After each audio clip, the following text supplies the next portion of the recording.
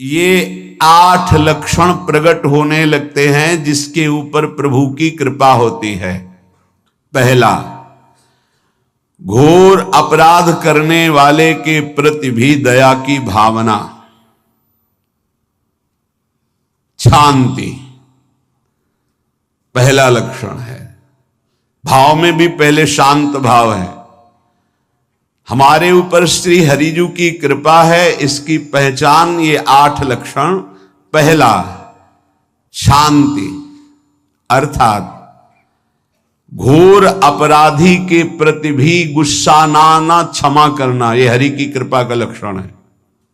देख लो भाई, घोर अपराधी शब्द तो जाने दो, जरा सा प्रतिकूल हो जाए तो लाख समझाओ पर भ्रकुटी तनी रहती है। ईर्ष्या, द्वेष, मात्सर्य, द्रोह, ये उपासक के हृदय की विषय नहीं, ये तो गंदे विषयी पुरुषों के हृदय के लक्षण हैं। जहां ईर्ष्या है, मात्सर्य है, द्वेष है, द्रोह है, ये कुमति के लक्षण है, ये सुमति के लक्षण नहीं, ये हरि कृपा पात्र के लक्षण नहीं। आपसे जो अपराध कर रहा है, द्रोह कर रहा है, आपका क्षमा बल ये हरि प्रसाद से होता है। शांति, क्षमा बल, शांति, सह गया, क्या करूं, सहना ही पड़ेगा क्योंकि भगवत मार्ग में वो ऐसा नहीं होता। शांति, बुरा ही नहीं लगा, हरि कृपा पात्र को बुरा ही नहीं लगा। उमा संत के यही बड़ाई, मंद करत जो करे भलाई, ये सीधा शांति की व्याख्या है।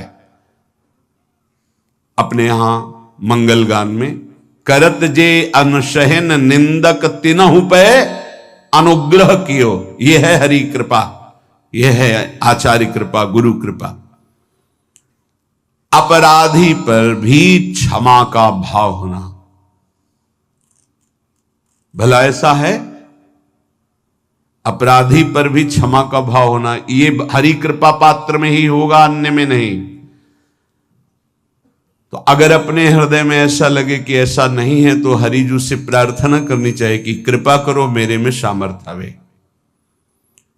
दूसरा, अनुसूया, वो किसी भी के प्रति कभी भी कोई दोष दर्शन ही नहीं करेगा।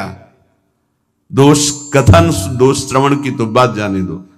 अनुसूया, दूसरों के गुणों में दोष ढूंढना, ये नहीं होता, हरि कृपा पात्र में ये नहीं होता। ये सब भजन के नाश करने वाले, जैसे पहला अपराधी पर क्रोध कर देना, तो माया ने भेजा इसीलिए था कि तुम्हारे साथ व्यवहार ऐसा करे कि तुम क्रोध करो, क्रोध करोगे तुम्हारी ऊर्जा शक्ति नष्ट हो जाएगी, अध्यात्म में जो चलने की थी, और कहीं तुमने संकल्प कर लिया तो भजन शक्ति नष्ट हो जाएगी। तो अगर भजन बल है तो गया, जरूर उसको दंड मिलेगा, पक्का मिलेगा, 100% मिलेगा, लेकिन आप खाली हो गए, ना भजन करने की वृत्ति रहेगी और ना भजन रहेगा, दोनों बात। अनुसूया, किसी के सद्गुणों में दोष देखना, गुणों में दोष ढूंढना, ये हरि कृपा पात्र में नहीं होता। ये बहुत मंगलमयी बातें हैं जिससे हमारा भजन मार्ग पुष्ट होता है। तीसरा, वो बाहर से और भीतर से पवित्र रहता है, हरि कृपा पात्र।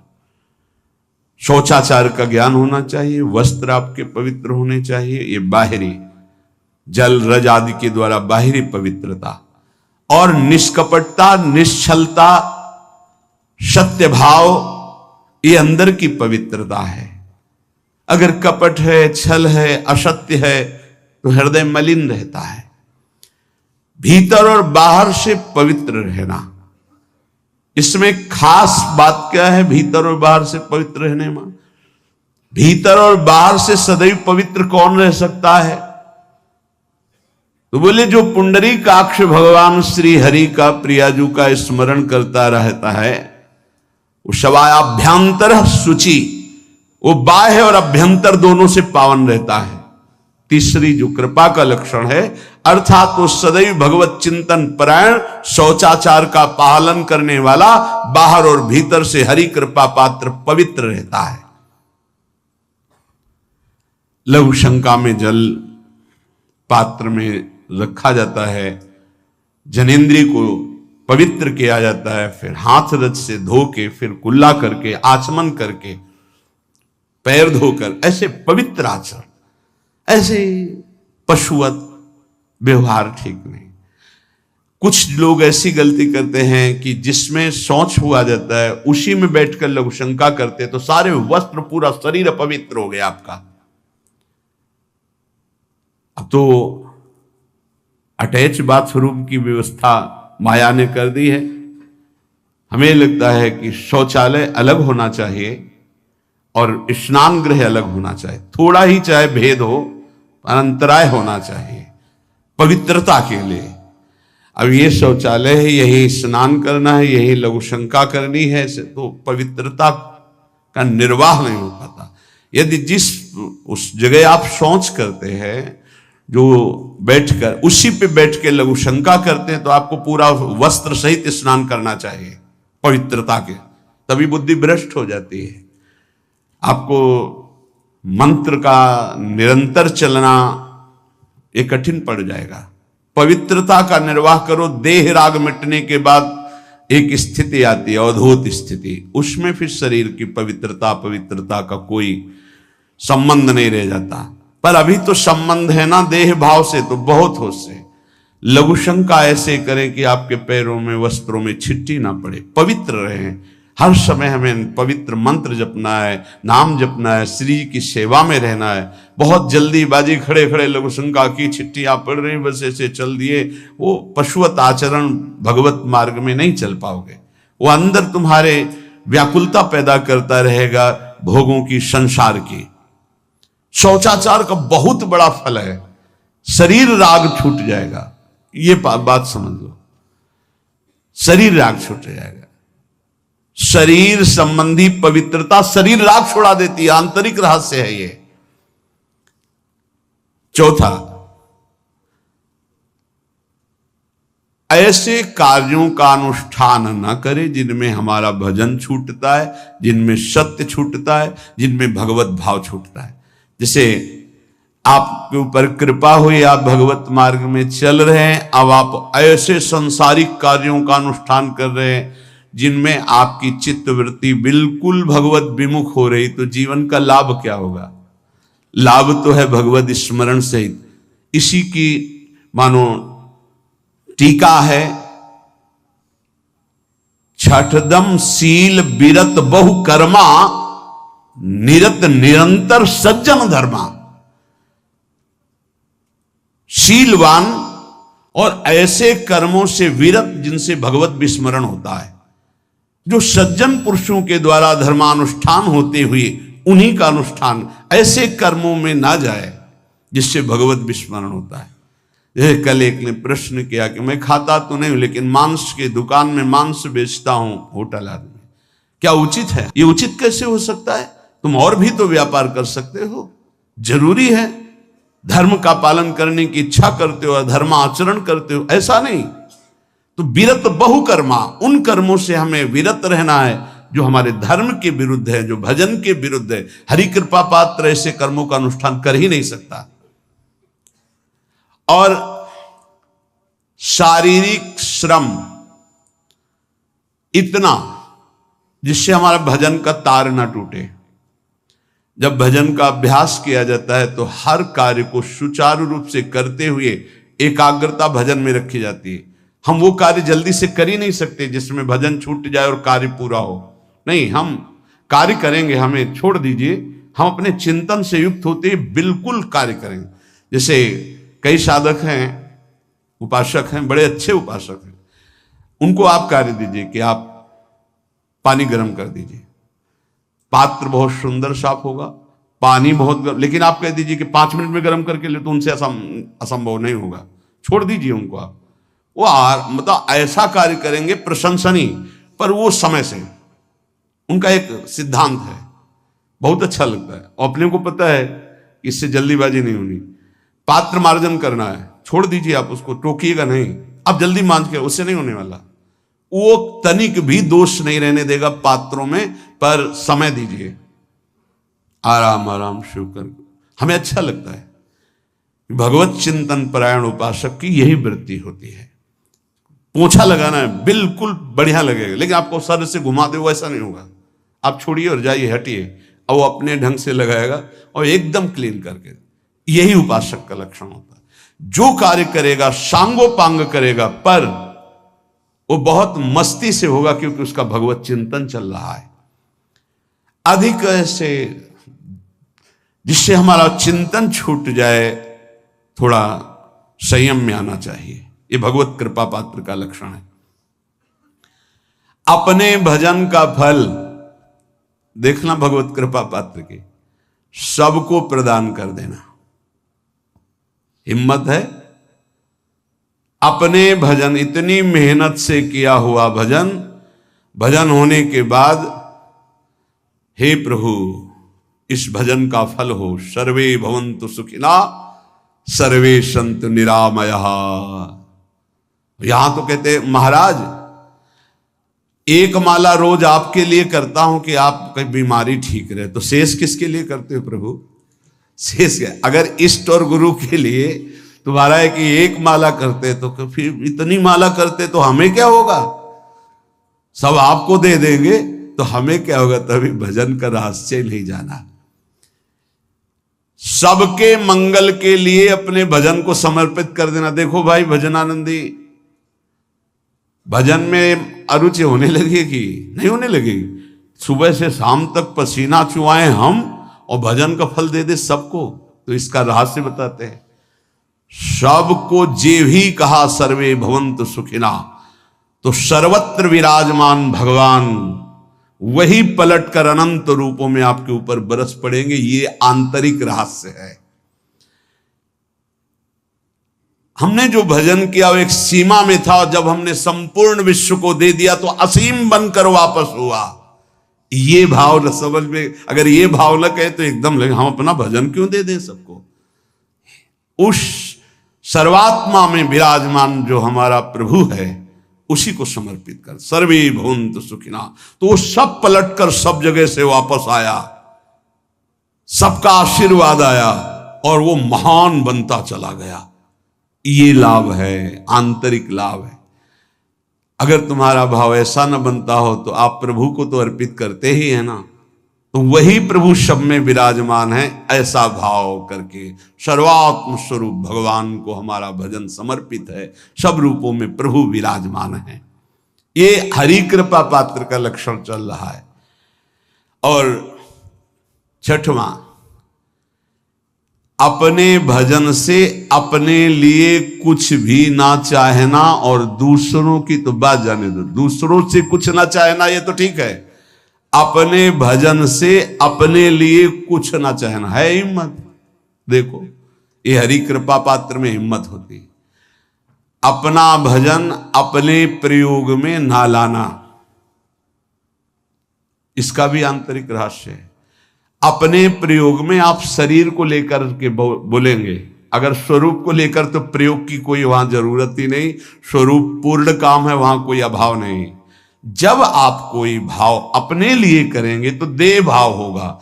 देह भाव से किसी विषय की मांग होगी। विषय पूर्ति भजन का फल नहीं होता, भजन का फल होता विषय निवृत्ति। बहुत जोर की बात है, कैसे समझ में आए? अपने भजन का भी फल अपने लिए नहीं, दूसरों से कुछ चाह रखना तो बात ही जाने दो। भजन से भी कोई अन्य सुख की चाह नहीं हुई। क्या चाहिए?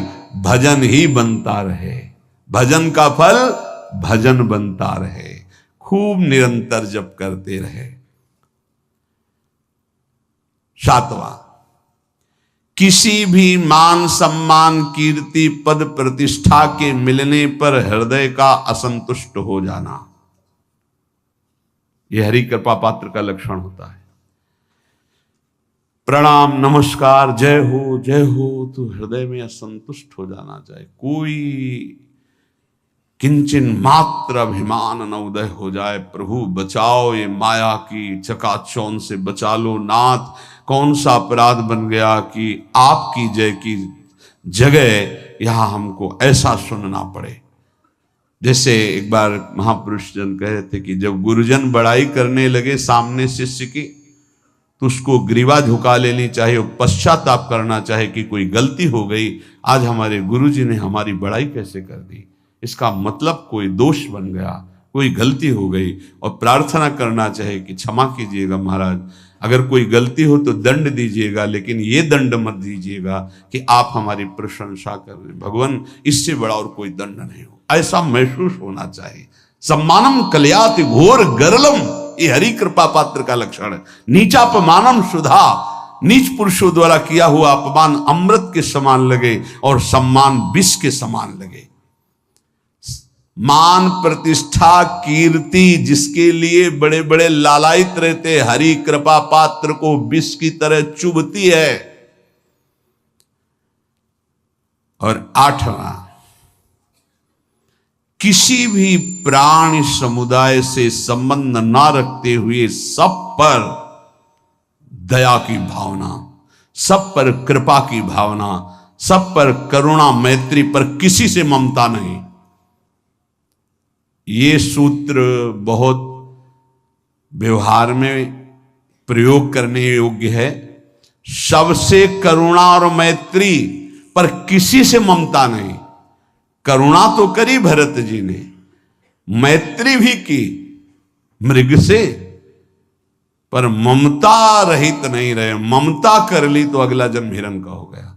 ममता नहीं रखनी। निर्ममो निरहंकारा, करुणा मैत्री तो करनी है, जैसे इसमें आदेश है, गीता में जी आदेश है, अद्वेष्टा सर्वभूतान मैत्र करुण एवच, पर निर्ममो निरहंकारा, ये साधक की चतुरता है। प्राणी मात्र पर दया कृपा करुणा मैत्री, पर ममता नहीं। ममता किसी से, और यहां करुणा मैत्री ये तो गायब हो गई, केवल ममता रह गई है। अपने शरीर से ममता, शरीर संबंधियों से ममता, विषय भोगों से ममता, यही जहर है। संबंध में ये ममता ही जहर है, विचारों में अहंकार जहर है, कर्मों में ये आसक्ति जहर है। इसी जहर को मिटा दे तो जीवन मुक्त महापुरुष कर्म करते हुए, विषय सेवन करते हुए, वार्ता करते हुए, विचार करते हुए, बिल्कुल जहर रहित उसका जीवन हो गया। तो ये 8 बातें हरि कृपा पात्र में होती हैं, इनको बार बार सुनना, हृदय में धारण करना।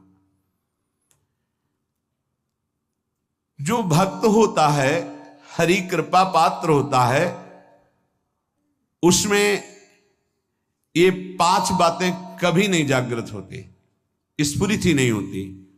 पहला, किसी से ईर्ष्या, दूसरा किसी से घृणा, तीसरा किसी से भयभीत हो जाना, चौथा भजन सेवन नृत्य गायन आदि में लज्जा लगना, पांचवा किसी की निंदा करना, ये नहीं होती। अब जो आगे वर्णन कर रहे हैं उसमें महापुरुषों की पहचान है। सिद्ध महापुरुष 3 प्रकार के होते हैं। एक होते हैं आचार्य कोटि के, सात्विक विचार वाले, एक होते हैं भ्रष्ट आचरण वाले, एक होते पिशाचाचरण वाले, और तीनों सिद्ध हैं। बहुत बड़े महापुरुष पूज्यपाद उड़िया बाबा जी हैं, वही रहस्य का प्रकाश कर सकते थे, अन्यथा बिना ब्रह्मबोध महापुरुष के ऐसा नहीं। तीनों सिद्ध हैं, तीनों भगवत प्राप्त है। सात्विक आचार वाले, जो आचार्य कोटि के होते हैं, एक एक अक्षर शास्त्र मर्यादा के अनुसार चलने वाले, जैसा शास्त्र कहता वैसा उनके आचरण में दिखाई देगा, और वो उससे सिद्ध भगवत प्राप्त महापुरुष हैं, पर उनके आचरण तस्मात् शास्त्रम प्रमाणम थे। दूसरे भ्रष्टाचार, ऐसों को पहचान पाना बहुत कठिन होगा। भेष मलिन, आचरण मलिन,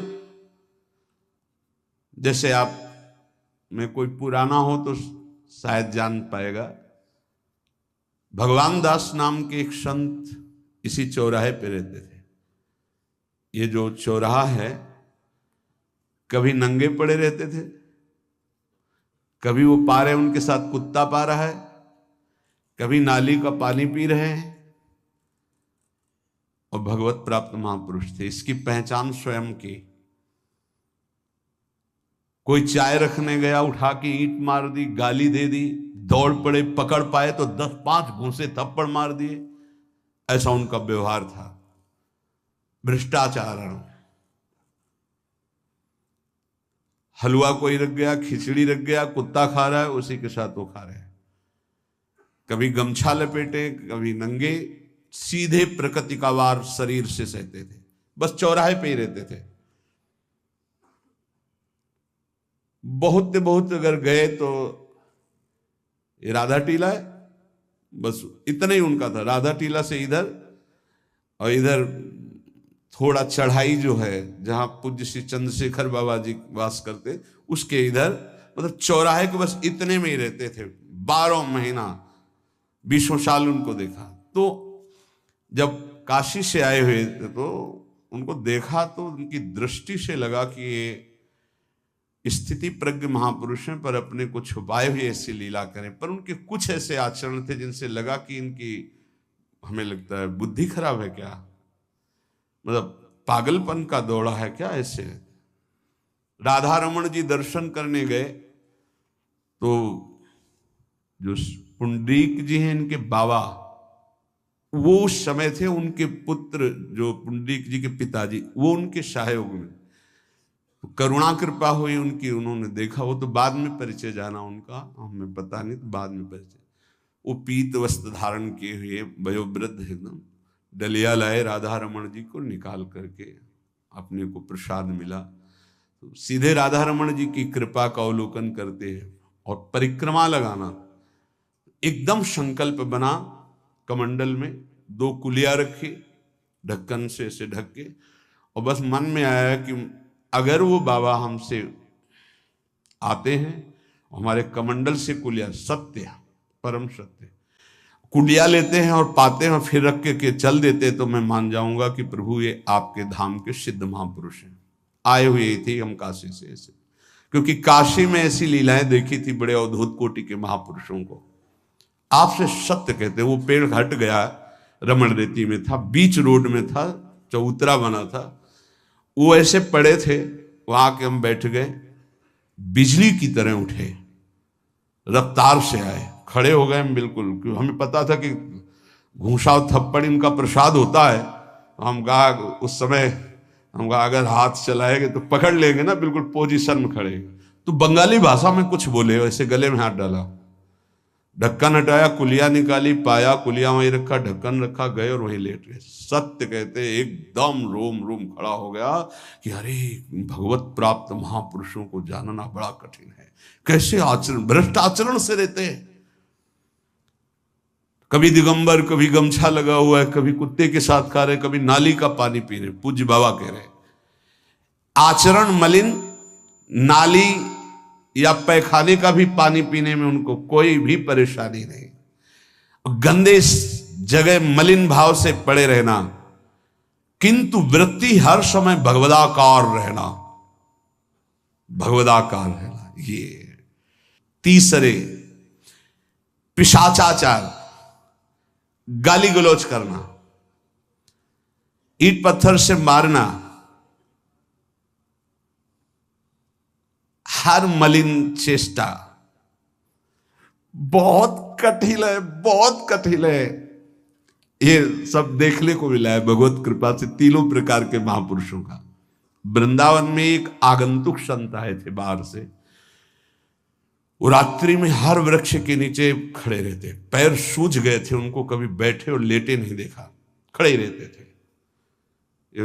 25 वर्ष के लगभग की बात है। उनको जब देखा तो देखते ही उनकी दृष्टि ऐसी थी ऊर्ध्व, लगा ये तो भगवत प्राप्त महापुरुष है।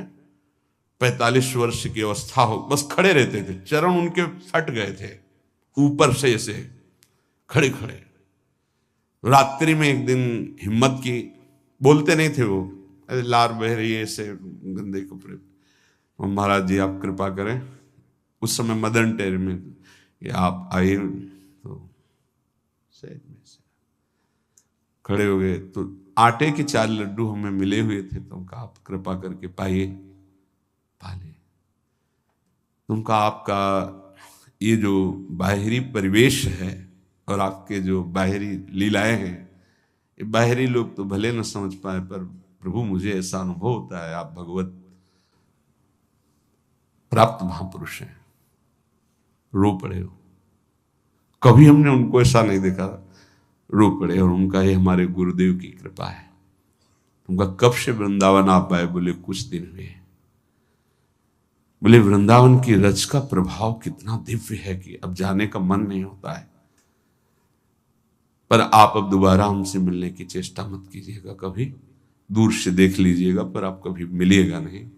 आप भक्त हैं इसलिए आपसे संभाषण कर लिया। ये तो आपने सुना सुबह की लीला, ईंट चल रही थी उनपे, वो दिगंबर खड़े थे, ईंट मार रहे थे लोग, परिक्रमा वाले लोग उनको ईंट मार रहे थे, कई जगह उनके ईंट लगी। उनको लग रहा था पागल है, नहीं पहचाना जा सकता। 3 प्रकार के महापुरुष होते। एक होते सात्विक आचार वाले, बहुत जो शास्त्रीय आज्ञा वैसे ही अक्षरशः आपको दिखाई देंगे, आचार्य कोटि के, पवित्र शरीर, पवित्र वस्त्र, पवित्र आचरण, एकदम आचार्य कोटि। दूसरे एकदम भ्रष्ट आचरण, समझ ही नहीं सकते आप। तीसरे पिशाच की तरह, समझ ही नहीं सकते उनको। अब लाभ होता है केवल पहले वाले से, सात्विक, तस्मात् शास्त्रम प्रमाणम थे, इससे जनता का लाभ होता है। इन 2 से विशेष हानि हो जाती है, क्योंकि इनके आचरण ऐसे होते हैं, साधु अवज्ञा तुरंत भव, बहुत जल्दी विनाश होता है ऐसे महापुरुषों के अपमान से। सात्विक महापुरुषों के नहीं, अगर उनसे अपमान भी हो जाएगा तो क्षमा करेंगे वो सब। इनको न क्षमा से मतलब है, न पिटाई से मतलब है, इनकी दैवी शक्ति तुम्हारा नाश कर देगी। ऐसे से बहुत, क्योंकि इनको समझ में नहीं आएगा ना। काशी में भी देखा, कुल्हड़ चल रहे हैं सब, और ब्रह्माकार वृत्ति, लोग समझ नहीं पा रहे हैं, चाहे कि कुल्हड़ जमाए मार रहे हैं उनके ऊपर। ऐसे किया, बिल्कुल जो चर्म है प्रकृति को सहते सहते भैंसे का जैसे हो गया मोटा एकदम, और उनके ऊपर मार पड़ रही है, वो मुस्कुरा रहे हैं, चल रहे हैं। हमका गजब हो गया, ब्रह्माकार स्थिति महापुरुष के सामने, ऐसे कोई समझ ही नहीं पाता। तो कह रहे हैं ऐसे भक्तों से प्रायः सबकी हानि हो जाती है, क्योंकि समझ पाते नहीं कि स्थिति क्या है, और जब उनका अपमान करते हैं, उनको मारते हैं, पीटते हैं, उनका सर्वनाश हो जाता है।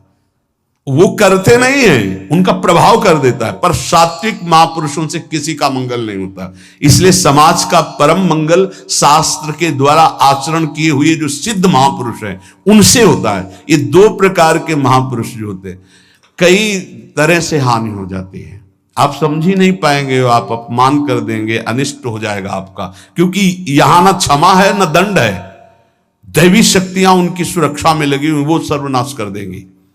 इसलिए बाबा परिचय बता रहे कि अगर तो इनको पागल ना समझा जाए। ये प्रायः, जैसे एक बार बताया था कि हरगोविंद जी के पांडाल में रास हो रहा था, एक दिगंबर महापुरुष आए और वो ऐसे खड़े थे पीछे से, चूंकि आरती करने के बाद पीछे राधा वल्लभ जी की गए तो पीछे ही खड़े होना था, तो बिल्कुल पास बूट पहने हुए मारा लात पीछे से, वो मुभरा गिर गए, आराम से खड़े हुए।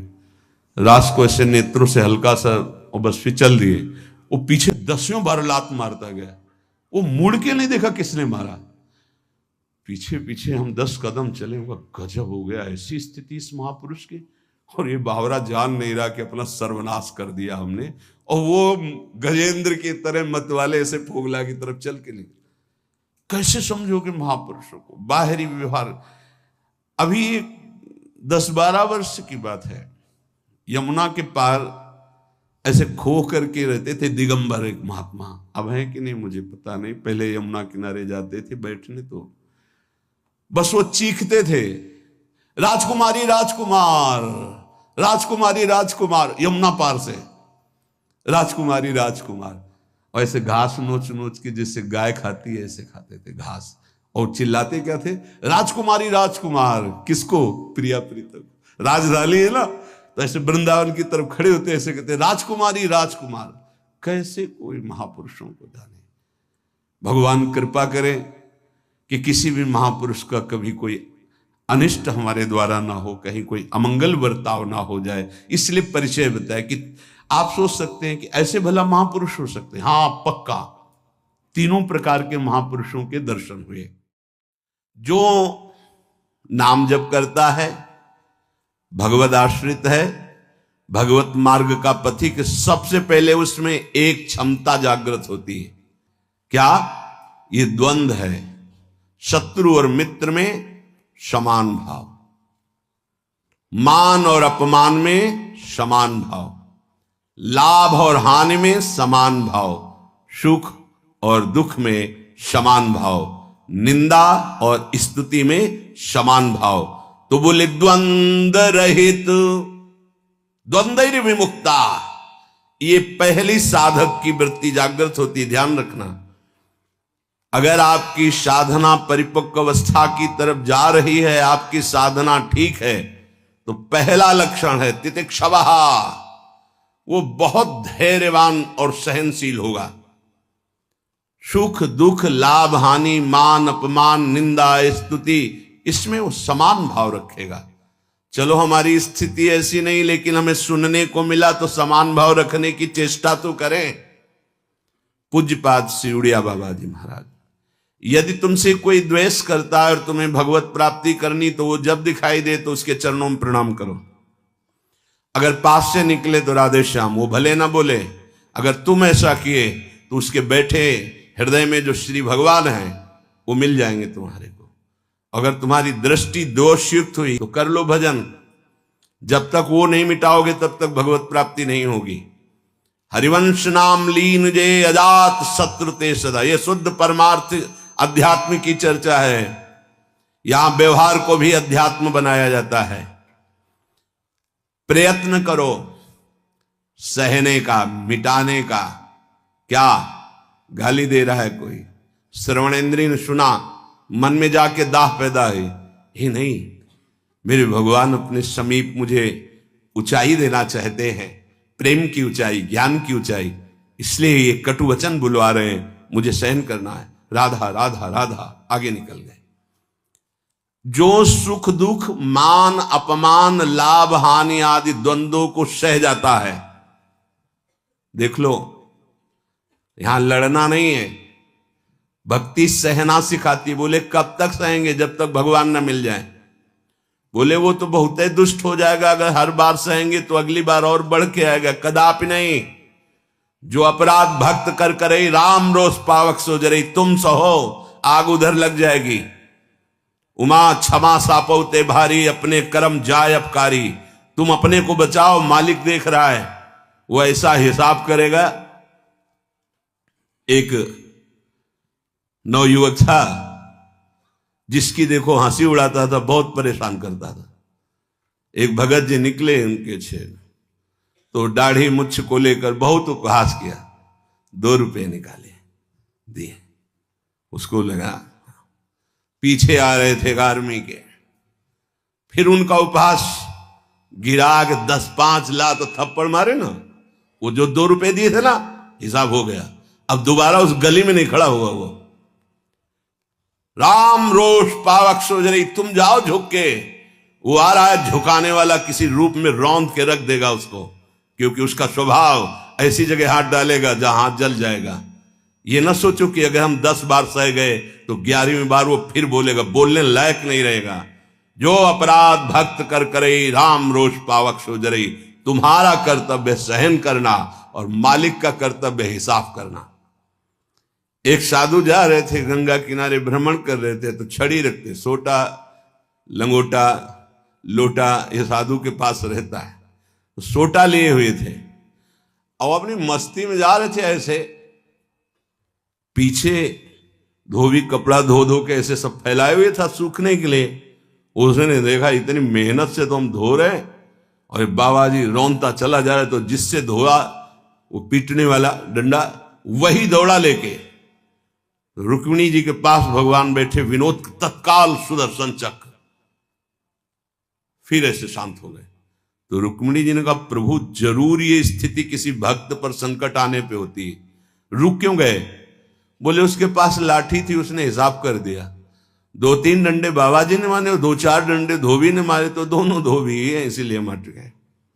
हाँ, अगर वो सर झुका देता तो वहां द्वारिकाधीश का सुदर्शन चक्र सेकंड के कम हिस्से में उपस्थित हो जाता। सर्वव्यापी तत्व है भगवान के पार्षद, जैसे नारायण निकला और वहीं हरि पार्षद प्रकट हो गए। आप अगर डंडे चलाओगे ना तो हिसाब किताब आपका भारी पड़ जाएगा। अगर आपने सर झुका दिया तो वो हर समय तुम्हें देख रहा है, कोई क्षण ऐसा नहीं है, कोई जगह ऐसी नहीं जहां उसके नेत्र ना हो। हाँ, विश्व तच्चक्षुर, पूरे विश्व में उसके नेत्र विराजमान हैं। सहना सीखो, यदि आगे बढ़ना है तो सहना सीखो। हमारी बात मान लेना, अगर मान लोगे तो जान जाओगे कि इसका रहस्य क्या है। जो सह गया सो भगवान को प्राप्त हो गया। जितना सहोगे उतने महान बनते चले जाओगे। ये शिक्षा हमको एक शराबी ने दी थी। बैकुंठ धाम ब्रह्मावर्त बिठोर ले गया, एकांत में ठाकुर जी के श्री विग्रह को दिखाया और नीचे के संगमरमर को दिखाया और कहा, देखो यही संगमरमर तिल तिल काटा गया, टूटा नहीं, तो आज भगवान बन करके आरती होती है। ए बाबा जी बना, टूटना नहीं, चाहे जितना कष्ट आवे। सहनशीलता, सहनशील, आशय, उदार, धीरज सहित विवेकी, विवेकवान, धैर्यवान, सहनशील महात्मा होता है, चाहे गृहस्थ हो या विरक्त हो, भगवत मार्ग का पथिक। ये नाना प्रकार की कुचेष्टाएं करने पर दुखी या व्यथित होकर कुचेष्टा नहीं कर बैठता है। द्वंद्व रहित। आगे गतमान, ये जो अभिमान और ममता सर्वनाश कर देती है, भगवत मार्ग का उपासक उस अभिमान का सर्वनाश कर देता है। नहीं, किसी भी बात का अभिमान नहीं। सच्ची कहते हैं, जिस क्षण प्रभु बुलवाना ना चाहे तो एक शब्द भी नहीं आता हृदय में। कई बार हृदय से एकदम आते, शून्य, खाली। अब न कोई प्रश्न का उत्तर है, न कोई प्रश्न है, न कोई वार्ता है। वो दे रहे हैं तो हो रही है, और वो ना दे तो का बोलने की हिम्मत नहीं है। शब्द और शास्त्र ज्ञान और व्याख्या तो अलग जाने दो, वही बुलवा रहे, वही सत्य चेष्टा करा रहे। ये सतमार्ग पहाड़ पे चलना है, ये हमारे चढ़ने की योग्यता नहीं, पर वो वाचालम बना देते हैं। मूक को पंगु से पहाड़ चढ़ा देते हैं। सांप का छोटा बच्चा गरुड़ को पछाड़ दे, राम कृपा हो जाए, हाँ, तो लघु ब्याल गरुड़ को खा जाए, ऐसी सामर्थ्य पैदा कर दे भगवान। सब कुछ भगवान की सामर्थ्य से सत मार्ग का होता है, सब कुछ हमारे अहंकार से असत मार्ग का होता है। अहंकार त्यागी, सत मार्ग का अनुरागी। अहंकार युक्त तो कहेगा जरूर भगवान की सामर्थ्य से हो रहा है, पर अहंकार वासनाओं का खेल खिला के पाप करेगा। तो कह रहे गतमान, ये भगवान को अधीन करने वाली आगे बात कह रहे हैं। इस सुख निधान भगवान तुम्हारे अधीन क्यों नहीं हो जाएंगे यदि ऐसा करोगे? पहला, मान अपमान, दुख सुख, लाभ हानि में समान भाव। दूसरा, मान को स्वीकार मत करो। ये देहाभिमानी पुरुषों के द्वारा किया हुआ प्रणाम नमस्कार, ये देहाभिमान को पुष्ट करने वाली अविद्या की एक नई चाल है। उनके हृदय में विराजमान सच्चिदानंद भगवान को देखते हुए इसे विनोद में उड़ा दो। विनोद में, मैं जान रहा हूं प्रभु, अब नहीं फंसेंगे, गुरु कृपा हो गई। आपका ये प्रणाम नमस्कार फांस नहीं सकता। नाथ, आप तो हमारे स्वामी हो। अब नहीं, लाखों प्रणाम दंडवत हो रही, लेकिन नहीं, वो तुम्हारी प्रणाम दंडवत नहीं हो रही, तुम्हें फंसाया जा रहा है। आखिरी खाई है यश कीर्ति मान। नहीं, हे सच्चिदानंद गुरुदेव, आप सब रूपों में काहे को मजाक कर रहे हो प्रभु? आप ही तो विराजमान हो। नाथ, कोई नहीं फंसा पाएगा। अब हम तो बड़े भजनानंदी, हमारा बड़ा नाम हो रहा है, प्रणाम नमस्कार हो रहा, तो आगे है खाई, उसमें मुंह भरा गिर जाओ। निकल नहीं पाओगे। जैसे कंचन की खाई कामिनी की खाई, ऐसे कीर्ति की खाई। तो गत मान सबहि मान प्रद आप मानी, सबके चरणों में बंधन भक्ति, मेरे नाथ इन सब रूपों में विराजमान। वो प्रणाम कर रहे हैं, नमस्कार कर रहे हैं, वो जय बोल रहे हैं, ये उनकी महानता है। वो अपने हृदय की स्थिति के अनुसार बर्ताव कर, हम तो अधम जीव हैं, प्रभु की कृपा से चल रहे। मेरे प्रभु सब रूपों में, कहीं मान नहीं छुएगा, और अगर मान छू गया तो विष चढ़ गया। सम्मानम कल्याति घोर गरलम, ये मान रूपी जहर केवल गुरु कृपा से ही दूर होता है। एक ही जगह इस मान की धुलाई होती, दूसरी जगह नहीं। और दूसरी जगह तो आप जहां भी जाओगे वैष्णव चिन्ह देख के सम्मान होगा। एक है घाट, गुरु घाट, जिनमें इसकी धुलाई होती है, वहां कोई भी तुम्हारी चतुराई नहीं चलेगी, कोई भी गुण नहीं चलेगा, कोई भी प्रभाव नहीं चलेगा। वहां धुल के रख देते हैं इस मान को। और जहां मान धुला और दैन्यता आई तो हरि कंठ लगा लेते हैं, भगवान उसे अपने समीप रख लेते हैं। बलिहारी गुरु आपने, जिन्होंने मान को मिटिया मेट कर दिया। बलिहारी कभी नहीं सुधरता है मान का स्वभाव। ये गुरुदेव, इसीलिए गुरुदेव के हाथ का खिलौना कोई बिरला ही बनता है। अहंकार के हाथ के खिलौने तो सब बने हुए, जैसी चाबी भरता है अहंकार, वैसे ही खेल हो रहे। लेकिन कोई गुरुदेव के हाथ का खिलौना विशेष लाडला होता है। भर दी चाबी, अब उसके हृदय में खेल चल रहा है निकुंज का।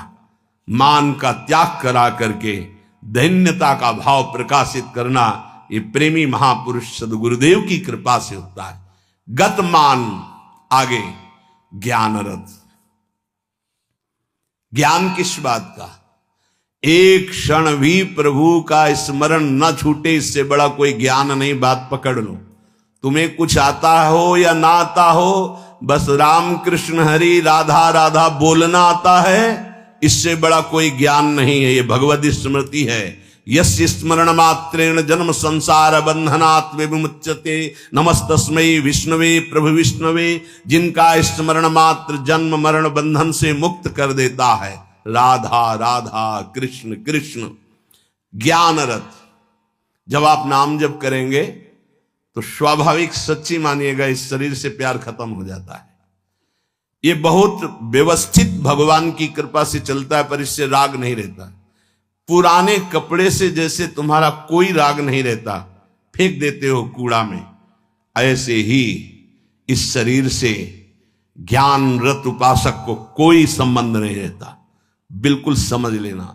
जैसे कबाड़ में पड़ी हुई गाड़ी से ध्यान आएगा, ऐसे गया, पर आपकी रति नहीं होगी क्योंकि बेकार हो गई है। ऐसे हर समय उपासक की दृष्टि में गाड़ी, ये जो पांच भौतिक गाड़ी, ये केवल भगवत प्राप्ति के लिए है। अगर ज्ञान प्रकट हो गया तो इससे कोई रति नहीं रहती, इससे कोई अपना शरीर का राग मिट जाना ही सब ज्ञान है। भगवान नाम में रुचि हो जाना ही सब ज्ञान है। बस दो बात समझ लो, जितना इससे तुम प्रेम करोगे उतना ही पापाचरण होगा, और जितना नाम से प्रेम करोगे उतना ही इससे वैराग्य होगा, और आप दिव्य उन्नति को प्राप्त हो जाएंगे। ज्ञान रथ, सच्चा ज्ञान, मैं भगवत स्वरूप हूं। ये मैं शब्द अंतःकरण से निकलता है, बस स्वरूप हूं है, मैं के साथ हूं है, नहीं तो स्वरूप, बस स्वरूप, मैं स्वरूप हूं, ये अंतःकरण धर्म से निकल रहा है। और केवल है स्वरूप, ये है, वहां कोई और शब्द नहीं जुड़ता, न मैं न हूं, वो है, वही है, वो भी खत्म, केवल है।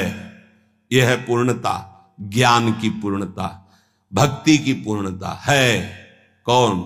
गोविंद, गुरुदेव, किशोरी जी है। बिरत खटाई नाना कस, जैसे कुछ धातुएं होती उनमें खटाई डालते तो बहुत जहरीली हो जाती है, ऐसे ही उपासक को हर भोग दिखाई देता जहरीला। ब्रह्मादिक के भोग सब विषम लागताई, तो कहे फिर सुख क्या उसको मिलता होगा?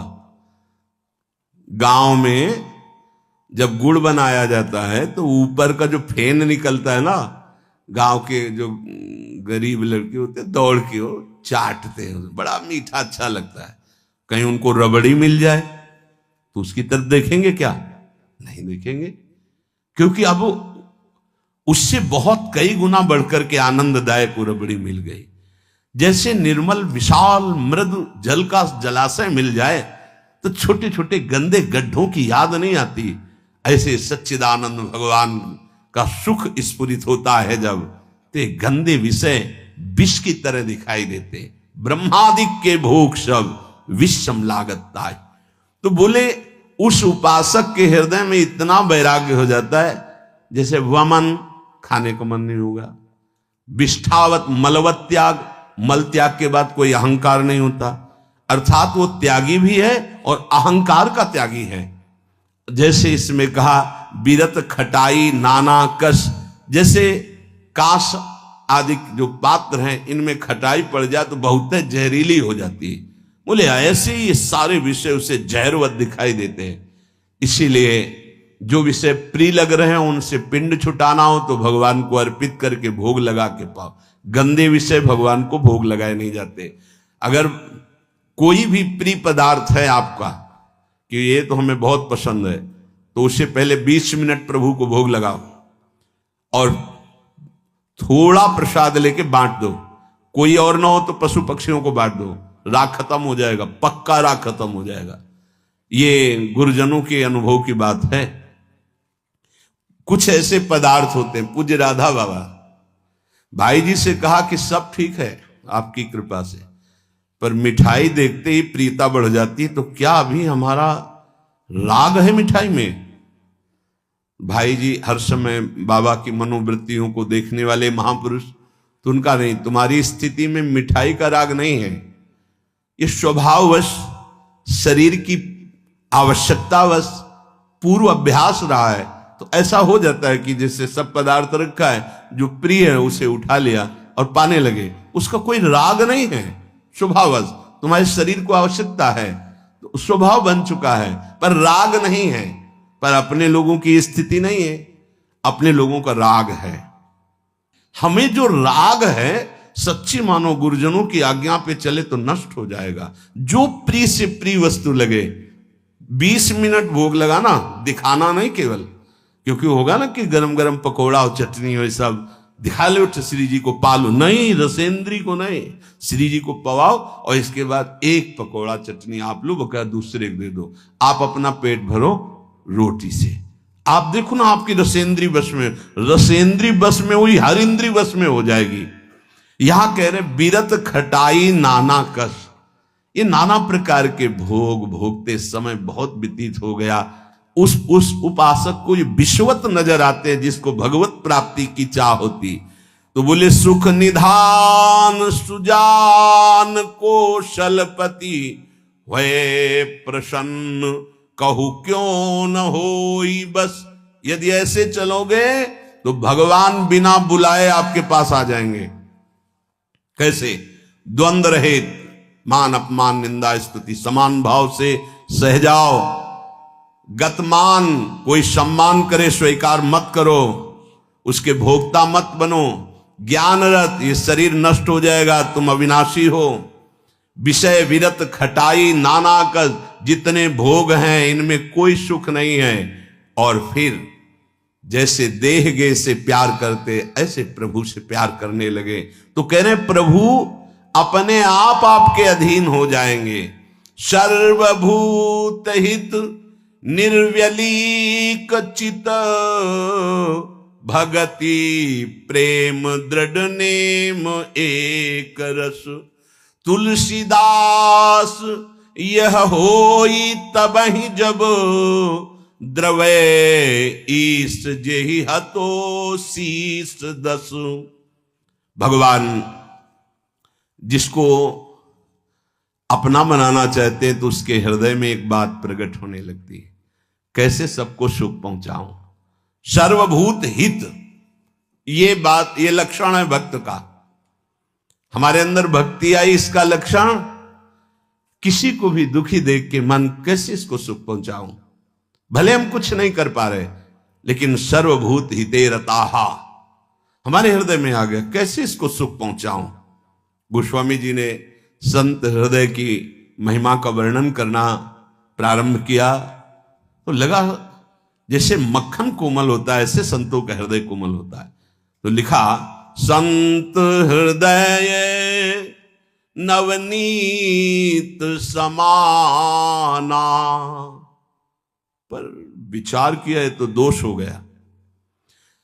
मक्खन तभी पिघलता है जब उसमें स्वयं ताप लगे, फिर तो संत की हृदय की बात गलत हो गई। अगर स्वयं के दुख में हृदय द्रवित होता है तो सबका होता है। ये मक्खन का उदाहरण तो ठीक नहीं बैठा। तो आगे तुरंत लिखा, कहा कविन पर कहीं न जाना, निज परिताप द्रवई नवनीता। पर दुख द्रवहि सो संत पुनीता। संतों का हृदय मक्खन जैसा होता है, कवियों ने कहा, पर ठीक नहीं बैठा। क्योंकि मक्खन को स्वयं जब ताप लगता है तब पिघलता है, लेकिन संत तो दूसरे के दुख को देख करके द्रवित हो जाते हैं। सर्वभूत हित, जो समस्त भूतों का मंगल सोचता है, तो आनंद घन चतुर शिरोमणि भगवान उस पर प्रसन्न हो जाते हैं। उसके हृदय में निर्विकारता प्रकाशित हो जाती है। उसका चित्त एक रस सच्चिदानंद सुख में निमग्न हो जाता है। तुलसीदास जी कहते हैं, ये सौभाग्य उसी को मिलता है 10 शीश का हनन करने वाले भगवान जिस समय जिस जीव पर कृपाल होते हैं तो सत्संग मिलता है, और सत्संग से ये सब प्राप्त हो जाता है। अगर हमें नाम ऐसा प्रिय लगने लगे तो सब लक्षण आ जाएंगे। भगवान से भी बढ़कर के भगवान का नाम। ये शाम के कल बहुत इसका चिंतन होता रहा, बार बार हृदय आह्लादित होता था कि गजब की निष्ठा, नाम की गजब की निष्ठा। ध्यान पूर्वक सुनिए, हर शिकायत खत्म हो जाएगी। प्रिय राम नाम ते जाही न रामो।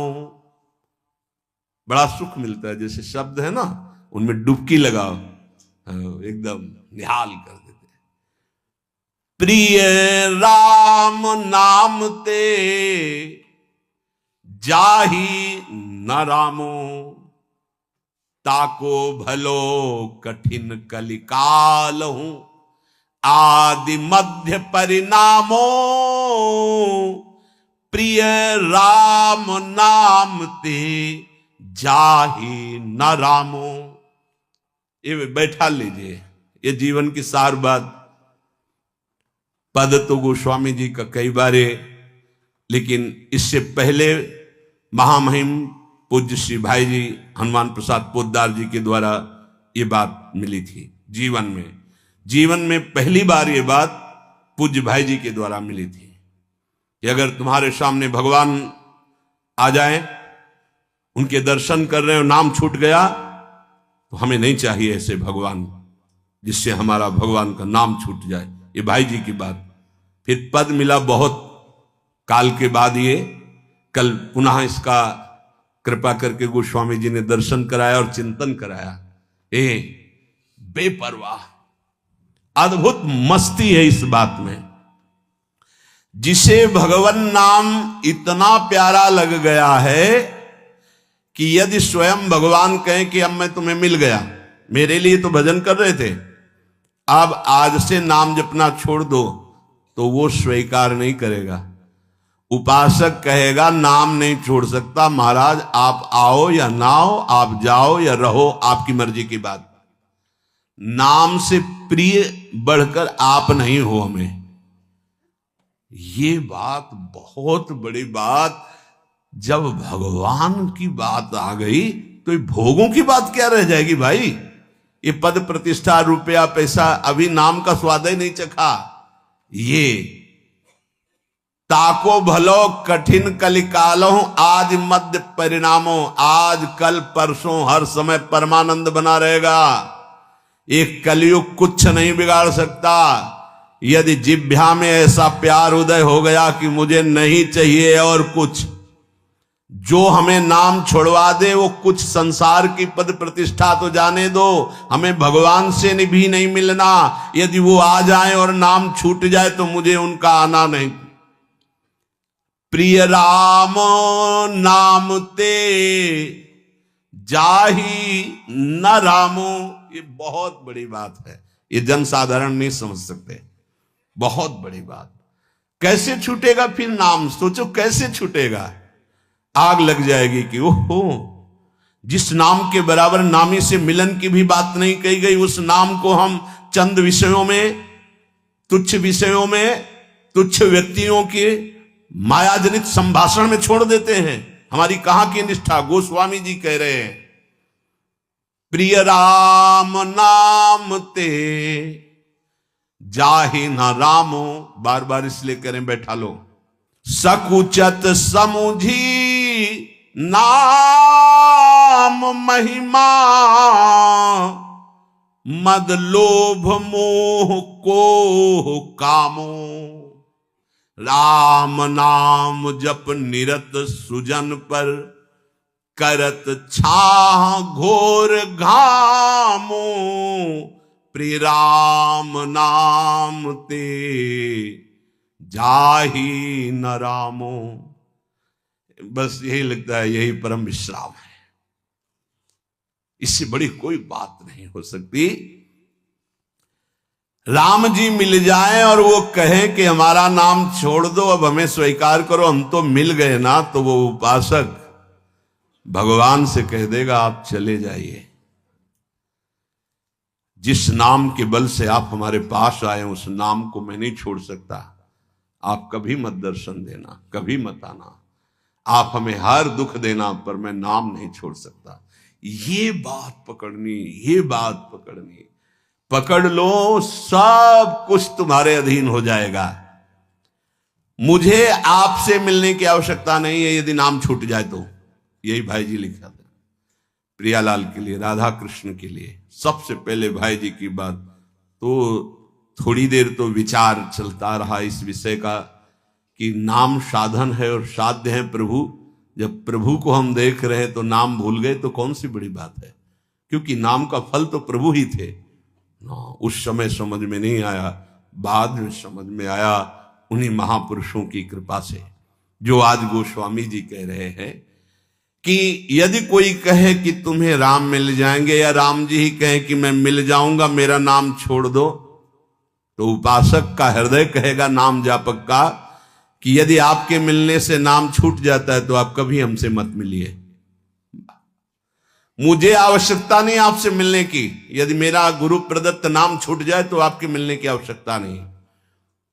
उसका नाम ऐसे चलता है हृदय में, श्वास में, जिह्वा में, रोम रोम में।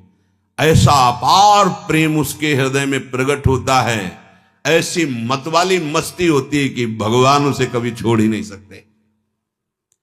इस कराल कलिकाल में आदि, प्रारंभ, मध्य और अंत, कभी किसी का कल्याण हुआ है या हो रहा है या होगा तो ऐसे नाम प्रेमी का होगा।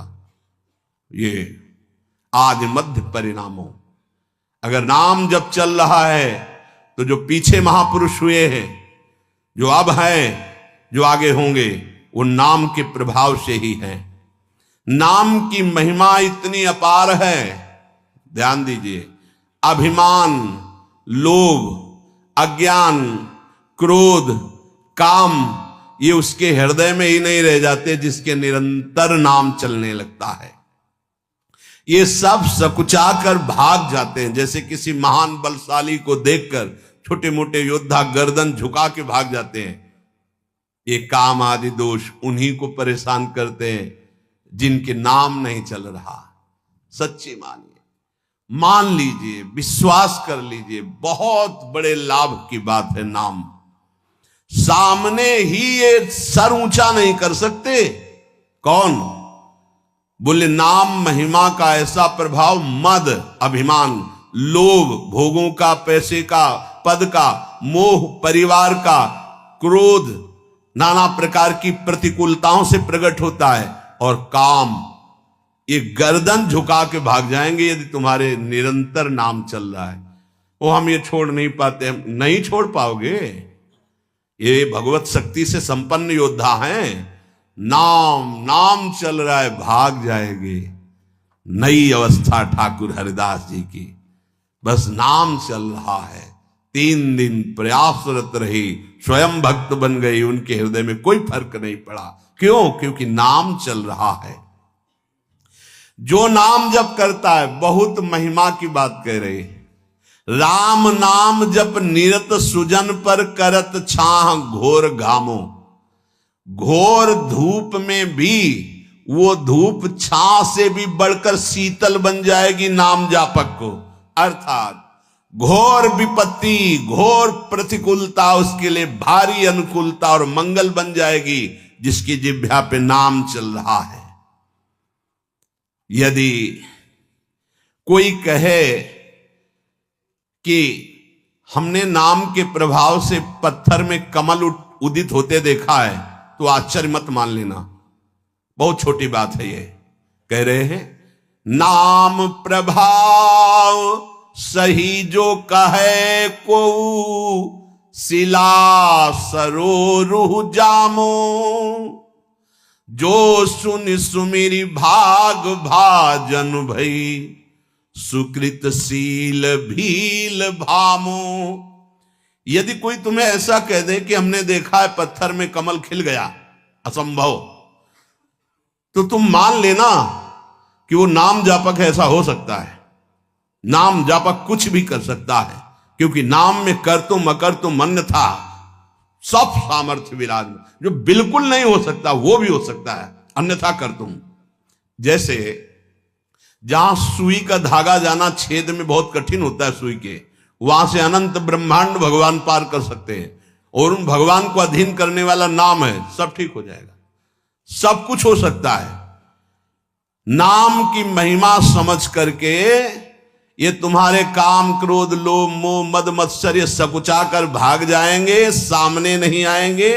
भारी से भारी प्रतिकूलता दुख तुम्हारे लिए आनंद प्रदान करने वाली बन जाएगी यदि आप नाम जप कर रहे हो। महान दुख सुख बनकर तुम्हारे को कभी छोड़ेंगे ही नहीं। यदि कोई कहे कि नाम के प्रभाव से पत्थर में कमल उत्पन्न हो गया, तो उसे झूठा मत समझना, क्योंकि संभव को असंभव और असंभव को संभव करने की सामर्थ्य नाम में विराजमान है। जिस नाम का स्मरण करके भीलनी जगत बंदनी सबरी जी हो गई और भगवान उनके जूठे बेर खाए, तुम्हें विश्वास नहीं है? उस नाम पर परम भाग्यवती पुण्यमयी ब्रह्म ऋषियों से भी पूजनीय माता सबरी हो गई। और ऐसे जो सीधा राम राम नहीं बोल पा रहे थे, मरा मरा मरा मा, वो भगवान के अवतार के पहले भगवान की लीला लिखने की योग्यता प्राप्त कर ली। जो अपने भाव से भगवान नारायण नहीं पुकार रहा था, अपने पुत्र को पुकार रहा था, उसे परम पद प्राप्त हो गया। इसलिए उल्टा कुभाव से, किसी संबंध से, कैसे भी जिसने भगवान के नाम का उच्चारण किया उसका मंगल ही मंगल है।